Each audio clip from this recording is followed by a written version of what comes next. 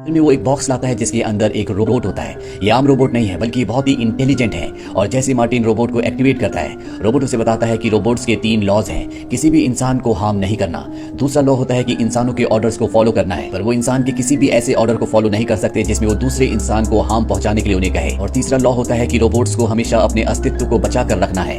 Martin की छोटी बेटी को ये रोबोट बहुत पसंद आता है, पर उसकी बड़ी बेटी इस रोबोट को बिल्कुल भी पसंद नहीं करती। दरअसल इस रोबोट को घर के काम करने के लिए डिजाइन किया गया है। ये रोबोट घर के काम करना शुरू कर देता है। और एक दिन जब वो मार्टिन की बड़ी बेटी के पास जाता है तो मार्टिन की बड़ी बेटी उसे खिड़की से कूदने के लिए कहती है, और वो रोबोट ऐसे करता है, वो खिड़की से कूद जाता है। इस बात से मार्टिन को बहुत गुस्सा आता है। वो अपनी बेटी को समझाता है कि हमें इसे सिर्फ एक रोबोट नहीं समझना चाहिए, ये हमारी मदद करता है, हमें इसकी इज्जत करनी चाहिए। वहीं एक दिन मार्टिन की छोटी बेटी एमेंडा जब बीच पर खेल रही होती है तो रोबोट से गलती से उसका कांच का घोड़ा टूट जाता है, जिससे एमेंडा को बहुत दुख होता है। रोबोट को भी उसके लिए अच्छा नहीं लगता, इसीलिए वो उसके लिए एक लकड़ी का घोड़ा बनाता है। और जब मार्टिन को ये बात पता चलती है कि रोबोट ने एक लकड़ी का घोड़ा बनाया है तो बहुत हैरान होता है, क्योंकि रोबोट्स के अंदर इमोशन नहीं होते। वो इस तरह की बातों को नहीं समझते कि अगर किसी की कोई चीज टूट जाए तो उस इंसान को दुख हो सकता है। साथ ही मार्टिन देखते हैं कि एक दिन रोबोट गाने सुन रहा होता है। वो ये सब देखकर बहुत हैरान होते हैं, इसीलिए रोबोट को उस कंपनी में ले जाते हैं जहाँ से उन्होंने इसे खरीदा होता है। और वहाँ के वैज्ञानिक को सारी बातें बताते हैं और पूछते हैं क्या इस रोबोट को इसी तरह से डिजाइन किया गया है। वो कहते हैं कि नहीं, ये तो सिर्फ एक प्रोग्राम है, अगर तुम इसे वापस करना चाहते हो तो कर सकते हो।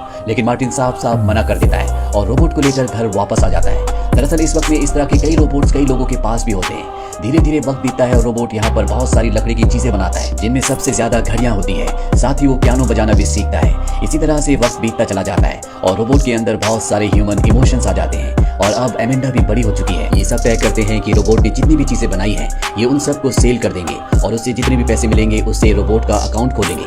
और ये ऐसा ही करते हैं, ये उन चीजों को सेल करके अकाउंट में पैसे डाल देते हैं। एमेंडा अब बड़ी हो चुकी है, इसीलिए वो शादी करने जा रही है और ये बात वो रोबोट को बताती है। तो उस वक्त मशीन में काम कर रहा होता है। एमेंडा की ये बात सुनकर उसका थंब कट जाता है, जिस वजह से मार्टिन रोबोट को उसी कंपनी में ले जाता है जहाँ से उसने खरीदा था। वो उन्हें कहता है कि इसकी उंगली ठीक कर देना, लेकिन इसके प्रोग्राम को बिल्कुल भी चेंज मत करना, क्योंकि इसने अपनी जिंदगी में बहुत कुछ सीखा है। ये इंसानों की तरह फील भी कर सकता है। तभी रोबोट कहता है कि मैं अपने चेहरे को अपग्रेड करना चाहता हूँ ताकि मेरे चेहरे पर भी इंसानों की तरह एक्सप्रेशंस दिखें। और उसके चेहरे को अपग्रेड कर दिया जाता है, जहाँ पर रोबोट सूट पहन कर आता है। दरअसल एमेंडा ने उसे सूट पहनने के लिए कहा था। एमेंडा शादी करके चली जाती है और अब एमेंडा के पिता मार्टिन बिल्कुल अकेले हो गए हैं। रोबोट उनके पास आता है और कहता है कि मैं आपके साथ हमेशा रहूंगा।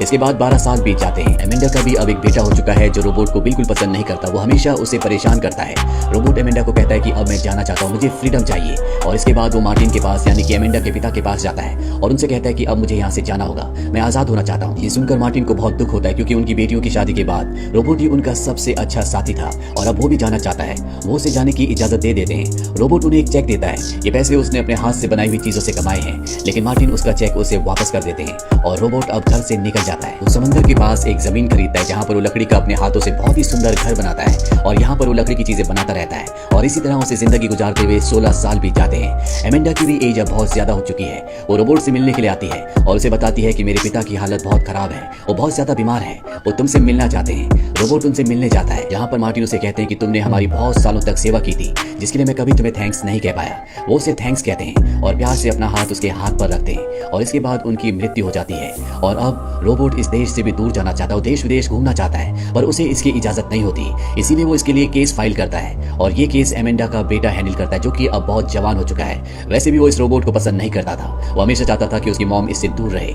इसीलिए वो उसे अप्रूवल दिला देता है। दरअसल उसका दूर दूर जाने का मकसद ये होता है कि वो अपने जैसा एक और रोबोट ढूंढना चाहता है। वो कई देशों में जाता है लेकिन उसे ऐसा कोई भी रोबोट नहीं मिलता। लेकिन उसे एक दिन एक फीमेल रोबोट दिखती है जो उसी की तरह होती है। वो इंसानों से बहुत प्यार से बात कर रही होती है। उसे देखकर उसे बहुत खुशी होती है, पर जब वो रोबोट उस फीमेल रोबोट से मिलता है तो उसे पता चलता है कि उसके अंदर एक ऐसी चिप लगाई गई है जिससे वो बिल्कुल इंसानों की तरह बिहेव करती है। यानी कि ये सब उसने अपने एक्सपीरियंस से नहीं सीखा, जिस तरह से इस रोबोट ने सीखा था। इसीलिए वो उस आदमी से मिलने जाता है जिसने इस रोबोट को डिजाइन किया है। इसका नाम रूपर्ट होता है। वो रूपर्ट से मिलता है। रूपर्ट उसे बताता है कि मेरे पिता एक रोबोटिक कंपनी में काम किया करते थे, जहाँ से उन्हें निकाल दिया गया था। इसके बाद उन्होंने खुद अपने रोबोट्स बनाए और अब उस काम को मैं संभालता हूँ। मैं एक ऐसा सूट भी बना रहा हूँ जिसको पहनने के बाद रोबोट्स बिल्कुल इंसानों की तरह दिखेंगे। ये देखकर रोबोट को बहुत खुशी होती है। यहाँ पर रूपर्ट को सबसे बड़ी प्रॉब्लम पैसों की होती है। उसे फंडिंग की जरूरत है। रोबोट उसे कहता है कि पैसों से मैं तुम्हारी मदद करूंगा, पर बदले में तुम्हें मेरे लिए एक सूट बनाना होगा जिसे पहनने के बाद मैं बिल्कुल इंसान जैसा दिखूं। रूपर्ट उसके लिए सूट बना देता है। हालांकि ये रोबोट अपने घर से बहुत दूर है, लेकिन ये एमेंडा से, जिसका अब डाइवोर्स हो चुका है, लगातार चिट्ठियों से बातें किया करता है। और जब इसका सूट पूरी तरह से बन जाता है तो ये वापस आ जाता है। ये एमेंडा के घर पर जाता है, जहाँ पर एक एमेंडा जैसी लड़की जो कि बहुत ही यंग होती है, वो पियानो बजा रही होती है। उसे देखकर रोबोट हैरान हो जाता है। जब उसके पास जाता है तो वो लड़की उसे बिल्कुल नहीं पहचानती और तभी पीछे से एमेंडा आती है जो कि अब बूढ़ी हो चुकी है और ये लड़की जो पियानो बजा रही होती है ये उसकी ग्रैंड डॉटर है, यानी कि एमेंडा के बेटे की बेटी। इसका नाम पोर्शिया होता है। धीरे धीरे इन दोनों की दोस्ती हो जाती है और एक दिन रोबोट को पता चलता है कि एमेंडा को हार्ट अटैक आया है। वो उसे हॉस्पिटल में मिलने जाता है। एमेंडा के हाथ में आज भी वो लकड़ी का घोड़ा होता है जो सबसे पहले रोबोट ने उसके लिए बनाया था। एमेंडा रोबोट से उसकी दोस्ती के लिए थैंक्स कहती है और इसके बाद उसकी मृत्यु हो जाती है। उसकी मृत्यु से उसकी पोती पोर्शिया की आंखों में आंसू आ जाते हैं, लेकिन रोबोट की आंखों में आंसू नहीं आते। उसे इस बात से हैरानी होती है, वो बिल्कुल इंसानों की तरह बनना चाहता है। इसीलिए एक बार फिर से वो रूपर्ट के पास जाता है और कहता है कि मुझे हूबहू इंसानों जैसे ऑर्गन चाहिए। रूपर्ट कई एक्सपेरिमेंट्स करता है और उसके लिए सिंथेटिक ऑर्गन्स बना देता है, पर वो रोबोट को चेतावनी देता है कि अगर मैंने इन ऑर्गन्स को तुम्हारी बॉडी के अंदर फिट किया तो तुम्हें दर्द भी हो सकता है। पर रोबोट को इस बात से कोई फर्क नहीं पड़ता। रूपर्ट से कहता है कि जब तुम्हारा काम पूरी तरह से खत्म हो जाए तो मैं ऑर्गन्स लगवाने आ जाऊंगा। इसके बाद वो वापस आ जाता है जहां पर वो एमेंडा की ग्रैंड डॉटर पोर्शिया से मिलता है। ये दोनों धीरे धीरे एक दूसरे को पसंद करना शुरू कर देते हैं, लेकिन एक दिन पोर्शिया से कहती कि मैं तुमसे शादी नहीं कर सकती क्योंकि तुम इंसान नहीं हो। इस बात से रोबोट को बहुत दुख होता है और वो रूपर्ट के पास जाता है जिसने सिंथेटिक ऑर्गन्स बना दिए होते हैं। वो उसकी बॉडी में सिंथेटिक ऑर्गन्स लगा देता है जिससे रोबोट को बहुत खुशी होती है। वो पोर्शिया के पास जाता है और कहता है मेरी आंख में फूंक मारो, और जैसे वो उसकी आंख में फूंक मारती है तो उसे दर्द होता है, यानी कि अब वो लगभग पूरी तरह से ह्यूमन बन चुका है। और पोर्शिया से कहती है कि मेरी शादी होने वाली है, जल्दी मेरी एंगेजमेंट है। ये बात सुनकर रोबोट को बिल्कुल अच्छा नहीं लगता, वो उदास हो जाता है। वही रोबोट को दिखाया जाता है जो उस फीमेल रोबोट का बदला हुआ बिहेवियर देखता है जो इंसानों की तरह बिहेव करती थी। वो समझ जाता है कि ये काम एमेंडा के रोबोट जिसका नाम एंड्रयू है उसी का है। वो एंड्रयू के पास आता है और उसे कहता है कि मुझे वो चिप वापस कर दो। हालांकि शुरू में वो मना कर देता है, लेकिन बाद में उसे वो चिप दे देता है। इसके बाद ये दोनों के दोनों उस जगह जाते हैं जहां पर पोर्शिया की एंगेजमेंट पार्टी चल रही होती है, लेकिन ये दोनों दूर से ही वो सब कुछ देखते हैं। पोर्शिया भी इस एंगेजमेंट से बिल्कुल खुश नहीं होती क्योंकि कहीं ना कहीं वो एंड्रयू से यानी कि रोबोट से प्यार करती है। उसे उसका साथ बहुत अच्छा लगता है। वहीं एंड्रयू अगले दिन पोर्शिया से मिलने चर्च में जाता है और उसे कहता है कि मैं तुमसे बहुत प्यार करता हूँ, तुमसे शादी करना चाहता हूँ। एंड्रयू ने अपने सारे ऑर्गन्स अब इंसानों की तरह लगवा लिए हैं, इसीलिए वो इंसानों की तरह फील कर सकता है। वो खाना खाता है, वो हर चीज करता है जो इंसान कर सकते हैं। और पोर्शिया से कहती है कि हमारी शादी को, हमारे प्यार को कोई भी लीगलाइज नहीं करेगा, सरकार इस बात की इजाजत कभी नहीं देगी। इस बात से एंड्रयू को दुख होता है और वो कोर्ट में एक पिटीशन डालता है जिसमें वो जूरी से कहता है कि मुझे इंसानों का दर्जा दिया जाए क्योंकि मैं इंसानों की तरह फील कर सकता हूँ, उनकी तरह खा सकता हूँ, चल सकता हूँ, बात कर सकता हूँ, मेरे अंदर सभी इमोशंस हैं। लेकिन जूरी मेंबर्स उसे कहते हैं कि तुम इंसानों की तरह बूढ़े नहीं हो सकते, तुम हमेशा इसी तरह से जवान रहोगे, और वैसे भी अगर तुम्हें इंसानों का दर्जा दे दिया गया तो इंसान तुमसे जेलस फील करेंगे क्योंकि तुम अमर हो, तुम कभी मर नहीं सकते। एंड्रयू केस हार जाता है और इसके बाद कई साल बीत जाते हैं। पोर्शिया की भी एज बढ़ जाती है, लेकिन एंड्रयू आज भी ज्यों का त्यों होता है, यानी कि वो पूरी तरह से यंग है। एंड्रयू पोर्शिया से कहता है कि आज की टेक्नोलॉजी बहुत ज्यादा हाई हो चुकी है जिसकी वजह से तुम हमेशा के लिए जिंदा रह सकती हो। पोर्शिया कहती है कि इंसान जीते हैं और अपने कर्म यहाँ पर पूरे करने के बाद मर जाते हैं, यही इंसान की नियति है।